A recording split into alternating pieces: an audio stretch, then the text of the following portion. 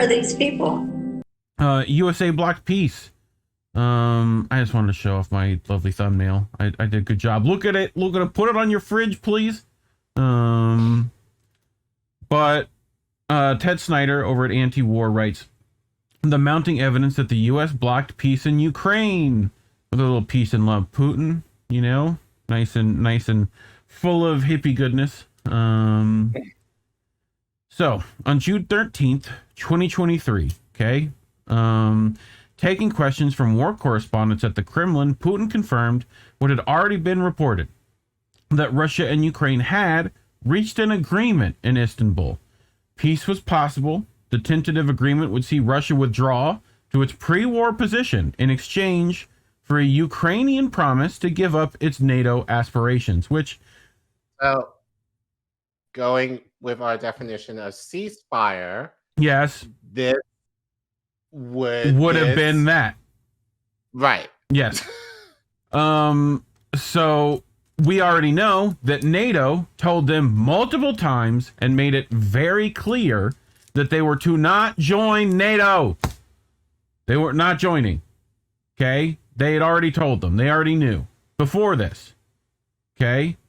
So, but at the June press conference, Putin revealed for the first time just how close Russia and Ukraine had come to peace in the early days of the war.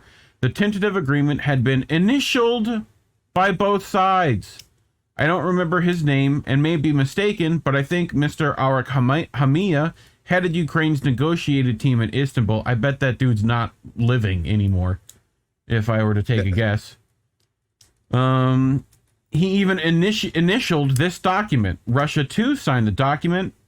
During the talks in Istanbul, we initiated this document. We argued for a long time, butted heads there, and so on. But the document was very thick, and it was entitled by Medinsky on our side and by the head of their negotiating team. So they put some little monograms down, okay? So days late, on June 17th, in a meeting with a delegation of leaders from African countries, Putin went further, dramatically holding up the document and revealing it to the world for the first time. We did not discuss with the Ukrainian side that this treaty would be classified, but we have never presented it nor commented on it. This draft agreement was initialed by the head of the Kyiv negotiation team. He put in his signature there. Here it is. But the initial agreement went no further. We actually did this, Putin told war correspondents at the Kremlin, but they simply threw it away later, and that's it. Talking to the African delegation, Putin said, after we pulled our troops away from Kyiv. Okay, you remember this? When the Russians pulled their troops from Kyiv? That's what. This is why they did that. It wasn't just because Ukrainians mounted an impressive counteroffensive. It was because the Russians backed off. Right? Initially. Like, remember when they made it to Kyiv and then they backed out and then they had to go back in again? Right? That was this. Yeah. So, as they had promised to do, the Russians promised them as part of this agreement. The Kyiv authorities tossed their commitments into the dustbin of history. They abandoned everything. But Putin did not primarily blame Ukraine. Okay? This is like, not blaming Palestine. He implicitly blamed the U.S., saying that when Ukraine's interests are not in sync with U.S. interests, ultimately it is about the United States' interests. We know that they hold the key to solving issues.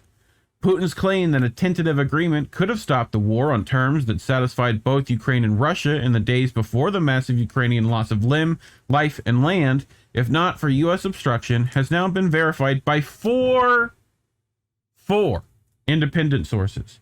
The first is Russian. On September 23rd, at a press conference following the UN General Assembly high-level week, Russian Foreign Ministry Sergei Lavrov confirmed Putin's account of both the birth and the death of the tentative agreement. On the first point, Lavrov said, we hold talks in March and April 2022.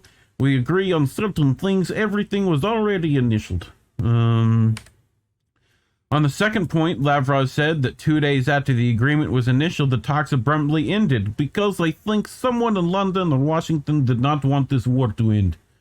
Days later, during a September 28 interview, Lavrov was less speculative. He said that in April 2022, Ukraine proposed ceasing hostilities and settling the crisis based on providing reciprocal, reliable security guarantees.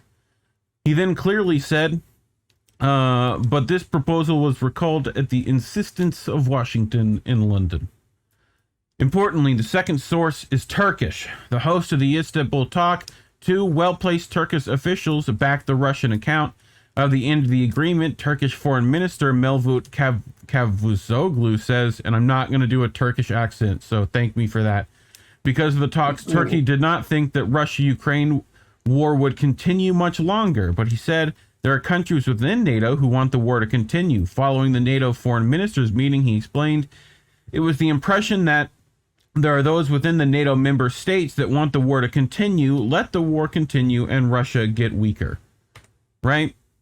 So Cavusoglu is not alone. Norman Kurtulmuş, the deputy chairman of Erdogan's ruling party, told CNN Turk that we know that our president is talking to the leaders of both countries in certain matters. Progress was made. Reaching the final point, then suddenly we see that the war is accelerating. Someone is trying not to end the war. The United States sees the prolongation of the war as its interest. There are those who want this war to continue. Putin Zelensky was going to sign, but someone didn't want to. The third source is then Israeli Prime Minister Naftali Bennett. Look who shows up, Collin. The Israelis are here. Bennett was involved in an earlier set of talks, but reports the same conclusion. There was, Bennett said, a good chance of reaching a ceasefire. Ceasefire, Collin. So, yeah. But the West, Bennett says, blocked it. Now, who's to think that ceasefires in other countries could be made, Collin? And that we might decide to, like, I don't know, block those? Who's to say that might not happen? You know, just, I don't know. Someone involving Israel, like in this case. The fourth source is new. In a recent interview with German's Berliner Zeitung, former German Chancellor Gerhard Schroeder confirms both of Putin's accounts. For the first time, Schroeder has given a detailed account of his role in the Istanbul talks, though, as Nikola Petro has pointed out to me, he has hinted at it in the past. Schroeder says that at the request of Ukraine, he played a central mediating role in the talks. Along with Rustem Umerov, Schroeder would convey a message to Putin.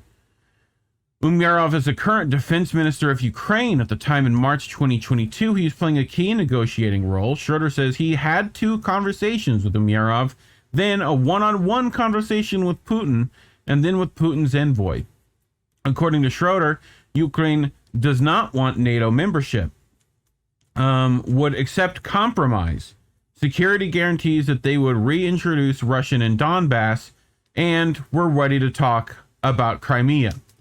Okay, those are big points, Collin, that they're willing to give up on. Okay, reintroduce Russian in Donbass, so essentially let them have Donbass in some form or fashion, right? And Crimea, that they wanted to talk about that. Like, you guys can have Crimea too. We just stop hurting us. Pretty much, I think. But in the end, nothing happened, Schroeder said. My impression, nothing could happen because everything else was decided in Washington.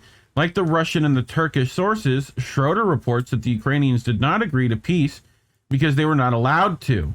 They first had to ask the Americans about everything they discussed. What does that sound like, Collin? I can't go out. I got to talk to my husband first. I gotta, you know, I gotta ask, make sure it's okay. Schroeder adds one more significant detail. It is often reported that the massacre in Bucha played a pivotal souring role in the negotiations, contributing to their terminations.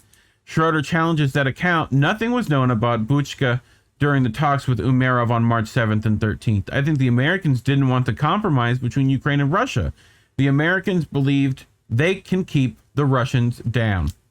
Schroeder's newly published account of the Istanbul talks add to the evidence provided by Putin, Lavrov, Bennett, and the Turkish officials that Ukraine and Russia might have arrived at a peace that satisfied both of their goals and avoided the horrid loss of life that has followed since, had the U.S. not intervened and put an end to the talks and the tentative agreement. Care Bear. Yes, you. Thoughts?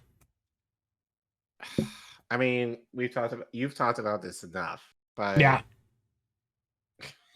I mean, what's more needs to be said besides?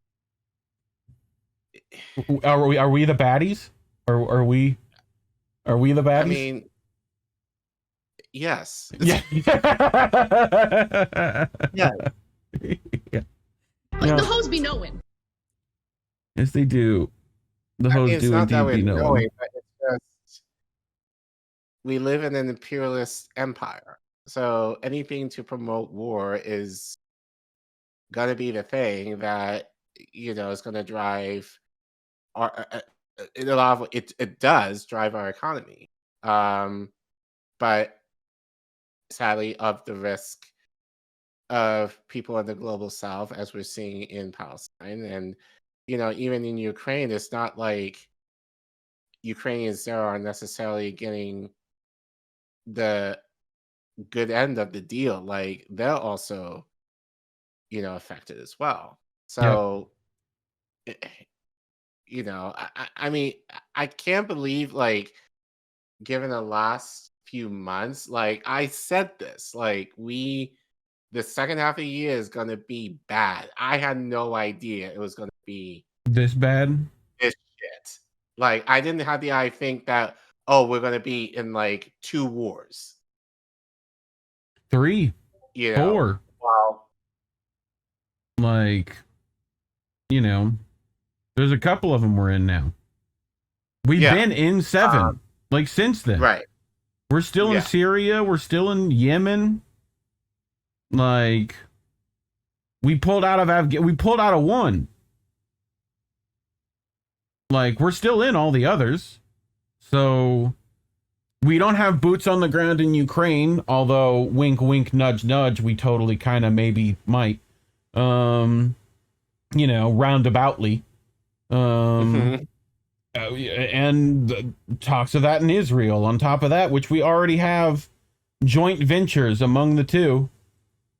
But I just find it funny about all this talks of ceasefire.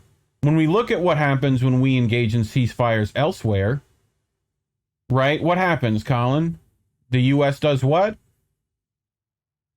And fucks it all up. Yeah. It fucks up the peace. So, which, I feel like serenity now might be more important than peace at this point. So, yeah, anyway, just keep paying attention, folks. Would be nice. It all connects. Everything is connected. So you like how Israel was in on that one, right? You're like, Israel's like, well, actually, they kind of like. I just like that Israel came in to say some stuff on that. Like, very funny. Anyway, what else we got? Well, that's it.